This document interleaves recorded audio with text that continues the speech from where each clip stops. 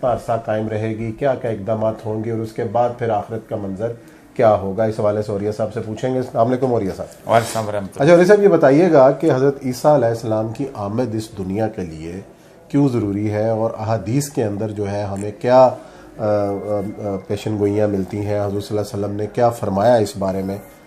देखें, पहली बात तो यह है कि सैयदना ईसा अलैहिस्सलाम जो हैं उनके बारे में जो यहूदियों के अंदर, क्योंकि ईसाई तो उसके बाद में उसको मानना शुरू हुए उनको ना, यहूदियों के अंदर एक तसव्वुर पाया जाता था कि उनके लिए एक मसीह ज़रूर आएगा जो आखिरी वक्त में आके आलमी हुकूमत कायम करेगा।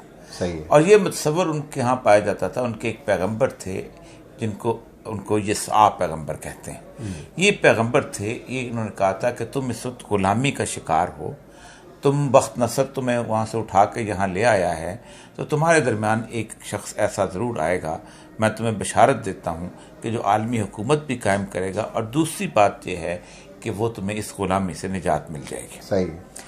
अच्छा, हालत ये थी कि उस वक़्त यहूदियों में जैसे हमारे यहाँ पीर और आलम बहुत स्ट्रांग हो जाते हैं ना, तो वहाँ भी पीर और आलम बहुत स्ट्रांग। कुरान उनके बारे में कहता है अखियार और रुहबान, और कुरान ये कहता है कि ये लोग जो हैं सोने और चांदी के बहुत पसंद करते हैं, और अरबाब मिन दूनिल्लाह, लोगों ने इनको अल्लाह का शरीक बना लिया हुआ है। पीर साहब ने कह दिया है, अलामा साहब ने कह दिया है, तो ये आखिरी अल्लाह कहता है तो कहता है, फिर असल हम तो पीर की बात है। ठीक, तो उन लोगों को कंट्रोल था, तो वो कहते कि ये अब हज़रत ईसा के आने की कोई गुंजाइश नहीं है, शरीयत मुकम्मल हो गई है मूसवी, हम उस पर अमल करें, वो काफ़ी है।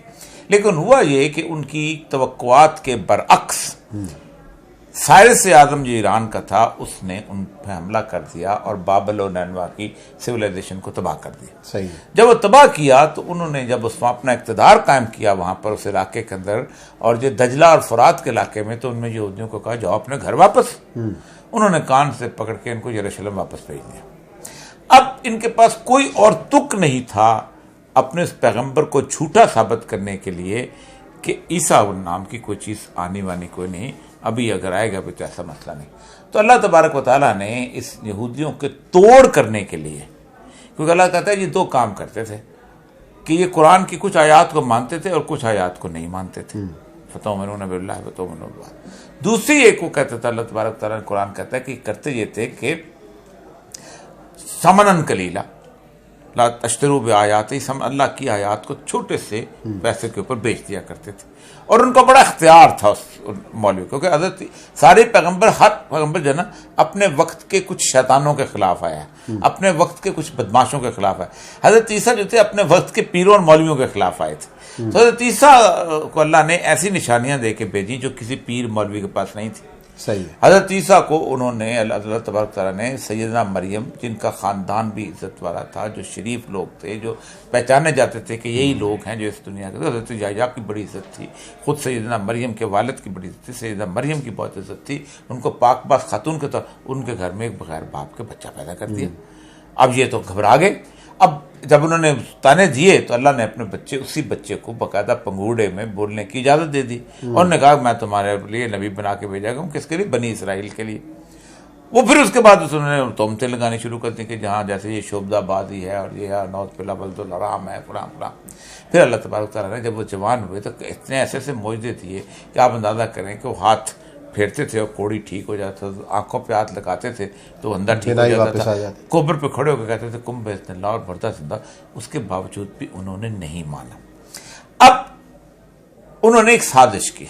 उन्होंने कहा अगर इस शख्स को हम यहाँ से किसी किसी तरीके से इस शख्स को मार दें और जिल्लत आमेज मौत दे दें तो फिर ये दो चीज़ें साबित हो जाएंगी। एक तो ये होगा कि ये पैगंबर नहीं है, क्योंकि कुरान में भी आता है और बाकी जगह भी कि जब किसी रसूल के साथ कुछ होता है फिर अल्लाह तबारक व तआला जो है उसका बदला ज़रूर लेता है, उस बस्ती को तबाह ज़रूर कर दिया जाता है। अम्बिया के साथ नहीं है। अम्बिया तो यक़्तलून अम्बिया वगैरह हक बेशुमार बड़े नबी कत्ल हुए हैं, अल्लाह ताला की राह में मारे गए, लेकिन रसूल के साथ, और ये तो उलिल अज़्म मिनर रसूल थे, जो चंद एक बड़े उलिल अज़्म रसूलों में से एक हैं, जो चंद ही हैं।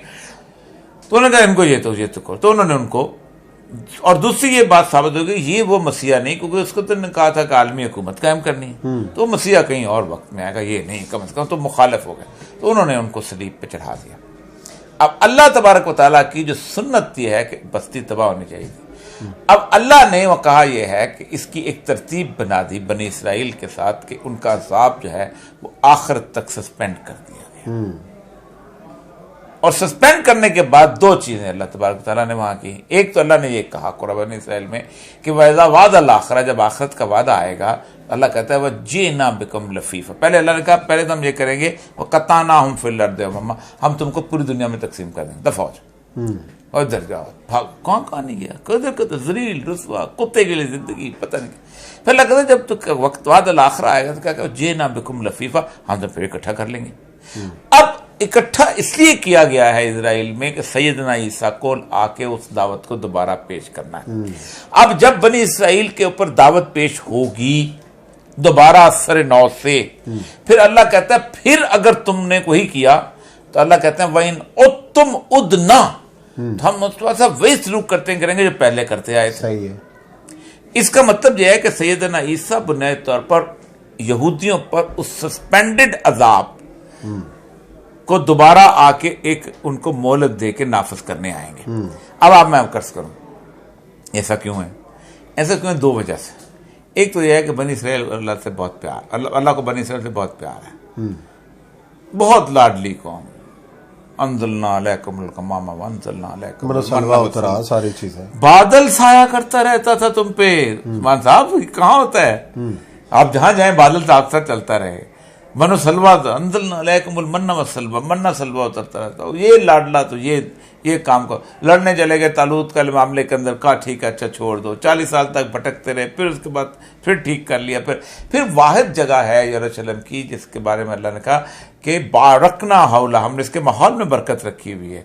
तो बनी इसराइल को अल्लाह ने एक और मोहलत अता फरमाई है और इसीलिए सैयदना ईसा को वापस लेके आए हैं।